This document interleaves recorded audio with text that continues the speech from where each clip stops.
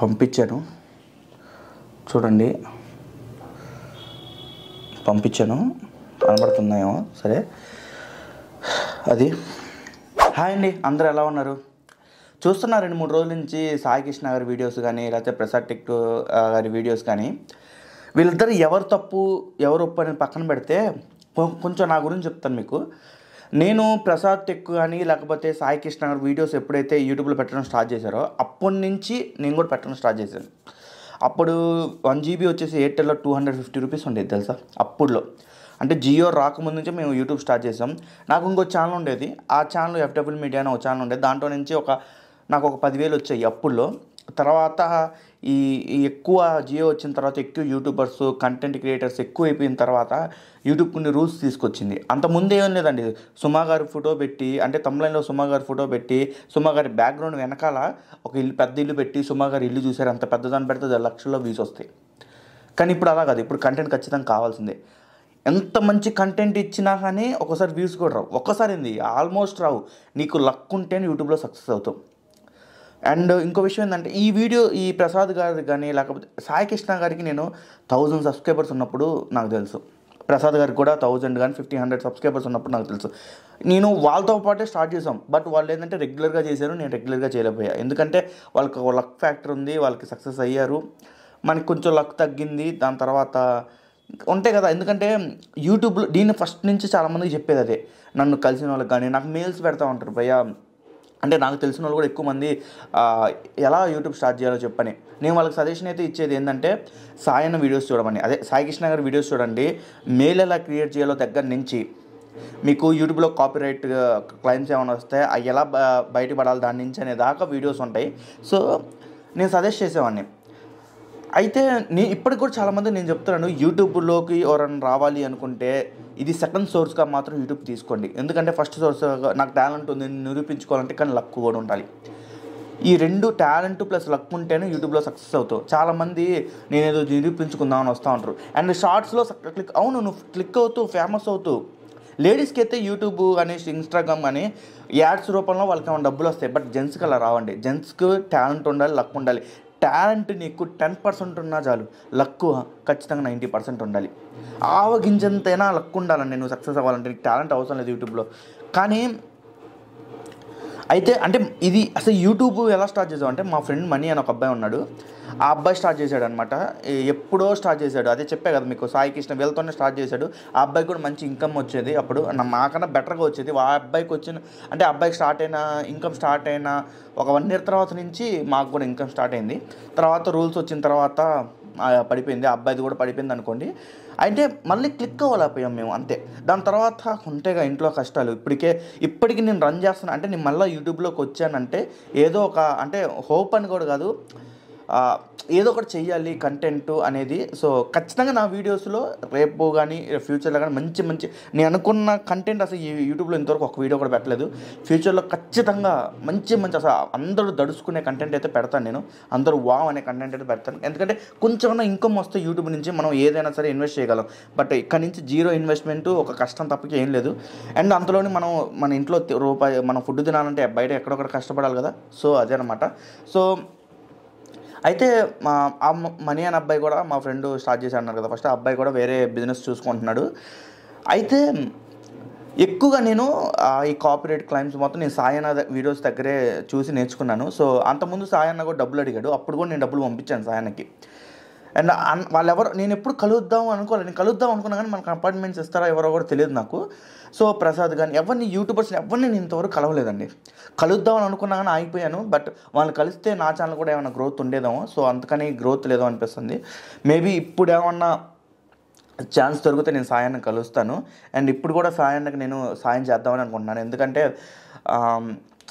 ఎంతో కొంత నేర్చుకున్నాం కదా, తిరిగి ఇచ్చేద్దామని మహేష్ బాబు గారు చెప్పినట్టు. నేను అంటే లక్షల్లో వేలలో నేనైతే సాయం చేయనండి. బట్ నేనైతే ఎంతో కొంత అయితే సహాయం చేస్తాను. ఎందుకంటే నాకు వెనకాల చాలా బొక్కలు ఉన్నాయి. ఎన్ని బొక్కలు ఉన్నాయి మీ ఎవరికి తెలియదు, చాలా బొక్కలు ఉన్నాయి. ప్రతి ఒక్క యూట్యూబర్కి అయితే బొక్కలు ఉంటాయి. సక్సెస్ అయితే కొంచెం దాన్ని తీర్చుకొని అలా అది అంటారు చూసారా, హైవే మీద వెళ్ళిపోతూ ఉంటాడు. లేకపోతేనేమో ఈ గతుకుల రోడ్లో ఎక్కి దిగుతూనే ఉంటాడు. ఇప్పుడు సాయన్న ఎలా అయితే ఎక్కి దిగి దిగుతున్నాడో అలా సాయన్న మంచి కంటెంటర్ కూడా. సో సాయి అన్న లాంటి వాళ్ళు చాలామంది రావాలి. సో ఆయన మనస్తత్వం ఏంది, ఆయన ఏం చేస్తారు ఇవన్నీ నాకు అనవసరం అండి. సాయి అన్నకైతే నేనైతే పూర్తిగా అయితే సపోర్ట్ అయితే చేస్తాను. ఎందుకంటే ఒక యూట్యూబర్ అవ్వాలంటే ఎంత కష్టపడాలో నాకు తెలుసు. అండ్ వాళ్ళిద్దరి మధ్య ఇష్యూ ఏం జరుగుతుంది అనే పాయింట్ విషయంకి వస్తే మాత్రం వాళ్ళిద్దరి మధ్య ఏది జరిగినా కానీ మనకు అనవసరం. ఎందుకంటే నాకు కావాల్సింది సాయి అన్న గారు ఒక మంచి కంటెంట్ క్రియేటర్ కాబట్టి ఇంకా ఆయన యూట్యూబ్కి సేవలు అందించాలి మాలాంటి వాళ్ళ కోసం. ప్రసాద్ గారి గురించి అయితే నేనేం మాట్లాడను, ఎందుకంటే ప్రసాద్ గారు ఆల్రెడీ వెల్ కంటెంట్ క్రియేటర్. ఆయన నాకు తెలిసి తెలుగులో టోప్ అనుకుంటా. ఇప్పుడు ఆయన తెలుగులో నెంబర్ 1 యూట్యూబర్ అనుకుంటా. ఆయన 100 కోట్లు సంపాదించాడా 10 కోట్లు సంపాదించాడది అది నన్ ఆఫ్ అవర్ బిజినెస్ అనమాట. కానీ ఆయన కూడా మంచి క్రియేటర్, ఆయన వన్ ఆఫ్ ది ఇన్స్పిరేషన్. ఎందుకంటే ఆయన కూడా పాపం పెళ్ళైన తర్వాత జాబ్ మానేసి వచ్చి యూట్యూబ్ అంటే చాలా పెద్ద సాహసం, అది చాలా పెద్ద సాహసం నేను చెప్పడం ప్రకారం. అని చాలా పెద్ద ఆయన కాబట్టి సో రెస్పెక్ట్. ఆ సాహసం చేసి, ఎందుకంటే ఆయనకి లైఫ్ ఉంది, అంటే ఎవరి ఫ్యామిలీ వాళ్ళు చూసుకోవాలి కదా. ఇందాక కూడా ఆ వీడియోలో కూడా చెప్పారు కదా 4 కోట్లు ఏదో లాస్ అయిందని. నాకు తెలిసినంత 100 కోట్లు సంపాదించున్నాడు ఆయన. జస్ట్ తమ్నైన్ కోసం వాడుంటారు సాయి గారు, కానీ ఎమోషనల్లో వాడుంటారు. కానీ 100 కోట్లు సంపాదించేంత మొగుడు ఎవడు పట్ల ఎంతవరకు యూట్యూబ్లో అయితే నాకు తెలిసినంతవరకు. అండ్ నా అన్వేషణ గారు తోపు కదా, మీ అందరికీ తెలిసిన నా అన్వేషణ గారు. ఇంకా ఆయన ఒక్కోసారి బయట చెప్తాడు 7 కోట్లు 10 కోట్లు అని. సో ఆయనకే మరి 10 కోట్లు రాలేదంటే అసలు ప్రసాద్ గారికి ఏమొస్తుంది చెప్పండి. సో ప్రసాద్ గారికి ఒక టీం అంటూ ఉంది. అండ్ చాలామంది క్రియేటర్స్, ఇప్పుడు క్రాంతి వ్లాగర్ కానీ విఆర్ ఫ్యాట్స్ కానీ వీళ్ళందరూ కొంత టీం ఉంటుంది వాళ్ళకి. వాళ్ళు వీడియోలో ఇలా కనబడుతున్నారంటే నాకంటే బొచ్చు ఎవరు లేడు కాబట్టి, నాకు పెద్ద ఇన్కమ్ లేదు కాబట్టి రేపు నాకు ఇన్కమ్ వస్తే నేను క్రియేట్ చేసుకుంటాను. ఎందుకంటే మొత్తం నేనే చేయలేను. ఎందుకంటే మనం ఒక కంటెంట్ చూసి దాన్ని మనం ఊహించుకొని దానికి అంటే ఒక కంటెంట్ బయట దొరికి, ఇప్పుడు ఫర్ ఎగ్జాంపుల్ ఆర్సీబీ మ్యాచ్ గెలిచిన తర్వాత ఈ సంబరాలు చేసుకుంటున్నప్పుడు చిన్నస్వామి స్టేడియంలో 14 మంది 10 మంది చనిపోయారు. దానికి ఒక అది ఎలా జరిగింది ఏందనే న్యూస్ విన్న తర్వాత అదంతా గ్యాదర్ చేసి ఎవరి వల్ల జరిగింది, దేని వల్ల జరిగింది అని మొత్తం పోలీస్ ఇన్ఫర్మేషన్ వీళ్ళ దగ్గర నుంచి, అంటే ఆర్సీబీ ఫ్రాంచైజ్ దగ్గర నుంచి ఇన్ఫర్మేషన్ అన్నీ ఆ పేపర్లో వీటిల్లో చూసి దానికి ఒక కంటెంట్ రాసి దాన్ని మళ్ళీ వీడియో చేసి దాన్ని రీడ్ చేసి చాలా ఉంటుంది. సో మన అమ్మటే ప్రజలకు ఇవ్వాలి అంటే మాత్రం ఇప్పుడు ఫాస్ట్ కదా, ప్రజలకు ఇవ్వాలంటే మాత్రం ఖచ్చితంగా మన దగ్గర కొంతమంది ఒక 5గురైనా మినిమం ఉండాలి ఖచ్చితంగా. ఎందుకంటే ఎడిటర్స్ ఉండాలి, కంటెంట్ రాసేవాళ్ళు ఉండాలి, రైటర్స్ ఉండాలి. సో అయితే ఈ క్రాంతి వ్లాగ్ వీళ్ళకి కూడా నాకు తెలిసి ఒక 2-3 లక్షలు వస్తాయనో నెలకు వచ్చేసి. ఈ 2-3 లక్షలు 2 లక్షలు వాళ్ళ ఖర్చులకు వెళ్ళిపోతాయి ఈ రూమ్ అద్దెలకి వాటికి. సో ఎవ్వడు యూట్యూబ్లో వచ్చిన ప్రతి ఓడు ఎవ్వడు తోపు కాదండి. మేబీ హిందీ యూట్యూబర్స్ కొంచెం సంపాదించుకోవచ్చు, ఎందుకంటే వాళ్ళ కంటెంట్ దాదాపు 10 రాష్ట్రాల్లో 15 రాష్ట్రాల్లో రీచ్ అవుతుంది. సో అది మన తెలుగు యూట్యూబర్స్కి హిందీ యూట్యూబర్స్కి తేడా. హిందీ యూట్యూబర్స్తో పోల్చుకోమాకండి ఎవరు. అండ్ అది నేనైతే డబ్బులు కొడదాం అనుకుంటున్నాను సాయి గారికి. మీ ఇష్టం, నేనైతే కొట్టమనే చెప్తాను. వేలు అయితే నేనేమని చెప్తానంటే నేనే కొట్టట్లేదు వేలు, ఎందుకంటే నా స్థాయి అది కాదు, నా స్తోమత అది కాదు. ఎంతో కొట్టయితే అన్నకు సాయం చేస్తున్నాను, ఎందుకంటే ఆయన వీడియోస్ చూసాం కాబట్టి. కానీ నేనేం చెప్తున్నానంటే అలాంటి క్రియేటర్స్ ఉండాలని నేనైతే కోరుకుంటున్నాను. చాలా మంచిగా చెప్తాను అతను, నాకైతే తెలియదు పర్సనల్గా అయినా కలుద్దాం అనుకుంటున్నాను. ఫ్యూచర్లో ఖచ్చితంగా కలవాలని నేనైతే ఎంతో కొంత కొడతాను. ఇప్పుడు లైవ్లోనే కొడతాను, మళ్ళీ ఎందుకు ఇప్పుడు లైవ్లోనే మీకు కొట్టి చూపిస్తాను. మరి పెద్ద అమౌంట్ అయితే కొట్టాను. మీరు కూడా ఎంతో కొంత సాయం చేయండి, ఎందుకంటే పిల్లలు ఉన్నారు కాబట్టి ఆయనకి ఎంతో కొంత. ఎందుకంటే ఆయన మన కోసం చాలా వీడియోస్ చేశారు. మళ్ళీ అనొచ్చు ఎవరు చేయమన్నాడు అని, వీడియోస్ చాలామంది చేశారు. ఎవరు చేయమన్నాడు, ఒకసారి అంటే సాయం చేస్తావు, మళ్ళీ రెండోసారి కూడా అడిగితే ఎలా అని చెప్పేసి. సో నేను వాటి మీదనే పెద్దగా ఏం మాట్లాడండి. ఎవరి అభిప్రాయం అది, మేబీ నాకు కూడా ఉండొచ్చు అభిప్రాయం. కానీ అంటే నేనేమంటానంటే కొంచెం శుతిమెత్తగా, అంటే ఇది ఎమోషనల్ మూమెంట్ కదా. ఇప్పుడు ప్రసాద్ గారు ఆ వీడియో పెట్టింది డిలీట్ చేశారు. సో ఇది ఒక ఎమోషనల్ మూమెంట్ అండి. సో ఒకరికొకరు తోడు ఉండాలి యూట్యూబ్ కమ్యూనిటీలో, అందరం కలిసి ఉండాలని కోరుకుందాం. సో యూట్యూబ్ కమ్యూనిటీ మొత్తం ఒకటిగా ఉంటే తెలుగు యూట్యూబ్ కమ్యూనిటీ, ట్రావెల్స్ కానీ, కంటెంట్ క్రియేటర్స్ కానీ, ఫ్యాట్ ఛానల్స్ కానీ, ఏదైనా సరే అంతా బాగుంటుంది. బట్ అందరం కలిసి మాత్రం సాయం అయితే చేద్దాం. ఇది ఒక్కసారి సాయం చేద్దాం అన్నకి. సాయం అంటున్నాను నేను, మళ్ళీ ఆయన తిరిగిస్తానని కూడా అంటున్నారు. సో తిరిగిస్తే ఇంకా మంచిది, ఆ సాయం కింద కూడా కాదు. బట్ నేనైతే మీకు తోచినంత, మీరు 10 రూపాయలు వేసినా 100 రూపాయలు వేసినా 1000 రూపాయలు వేసినా మీకు తోచినంత, అంటే మీరు చేయగలను అనుకుంటేనే. ఎందుకంటే నేను ఇప్పుడు నాకు 1,00,000 రూపాయలు ఏ బుద్ధి అవుతుంది దానికి, కానీ నా స్థాయి అంత కాదు. అంత నా తెలిసి దాంట్లో ఆ స్థాయి ఎప్పుడు వస్తుందో నేను కోరుకుంటున్నాను. ఎందుకంటే నాకు ఇలాంటి అంటే చూస్తే ఎమోషనల్ అయిపోతాను. ఆయన బాధ చూసి నేనే ఎమోషనల్ అయ్యాను. నేను ఈ వీడియో పెట్టదలుచుకోలేదు అసలుకి. ఇప్పుడు ఎందుకు పెట్టానంటే ఈ వీడియో నేను ఆయన ఇందాక ఒక వీడియో చేశాడు, మధ్యాహ్నం ఒక వీడియో పెట్టాడు. మధ్యాహ్నం ఆ వీడియో చూడగానే నాకు బాధ వచ్చింది. అసలు ఆయన నోట్లో నుంచి అంత పెద్ద మాటలు మాట్లాడటం అనేది ఎంత ఎమోషనల్గా ఉంటే లైఫ్ కదండి, లైఫ్ పోతుంది అంటే నన్ను అందరూ హేట్ చేస్తున్నారు అనే ఒక బాధలో మాట్లాడుంటాడు ఆయన. సో ఆ బాధ చూసే నేను ఈ వీడియో పెడదాం అనుకుంటున్నాను. ఆయన తప్పుగా అనుకోమాకండి, ఆయన బాధ అది.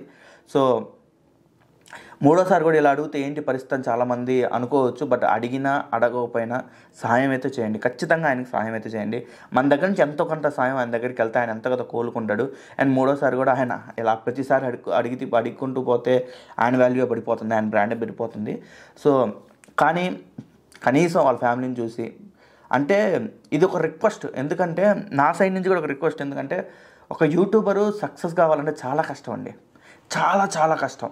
నాకు అందుకనే నా అన్వేషణ ఉమా లేకపోతే నా అన్వేషణ బయ్యస్ అని వీటి మధ్యలో నేను ఈ కాంట్రవర్సీలో బయటకు వచ్చి చెప్దామన్నా కానీ ఒక యూట్యూబరు ఒక సబ్స్క్రైబర్ నుంచి 1,00,000 సబ్స్క్రైబర్ దాకా వెళ్ళాడంటే ఎంత కష్టపడి ఉండాలి, అది నాకు తెలుసు. ఎంత కష్టపడ్డా వ్యూస్ రాకపోతే ఆ బాధ నాకు తెలుసు అండి. చాలా నాకు ఎందుకులే ఇవన్నీ, ఆ బాధ నాకు తెలుసు. సో అందుకనే సాయం చేయమంటున్నాను. ఈసారి నుంచి అన్నయ్య కూడా పెట్టుకుంటాడు మైండ్లో. అండ్ అది మాత్రం నేను చెప్పదలుచుకున్నాను. నేను ఇప్పుడే లైవ్లో డబ్బులు కూడా కొడతాను.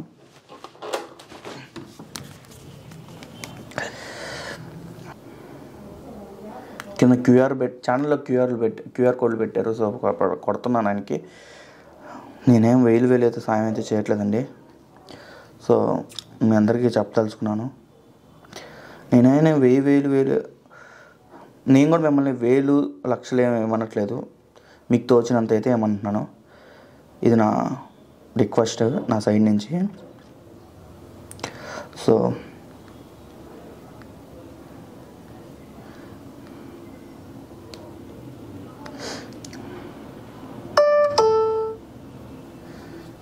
అది పంపించాను చూడండి, పంపించాను, కనబడుతున్నాయేమో. సరే, అది దయచేసి మీరు కూడా సాయం చేయండి. ఇది జస్ట్ రిక్వెస్ట్ చేస్తూ అడుగుతున్నాను. ఒకసారి నా ఛానల్లో కూడా వెళ్ళి నా ఛానల్లో కంటెంట్ మీకు నచ్చితే సబ్స్క్రైబ్ చేసుకోండి, నన్ను ఫాలో చేయండి ప్లీజ్. నాలాంటి వాళ్ళని కొంచెం ఎంకరేజ్ చేయండి. కష్టపడుతూనే ఉంటాను కంటెంట్ ఇవ్వడానికి మీకు. మళ్ళీ కలుద్దాం వేరే వీడియోలో.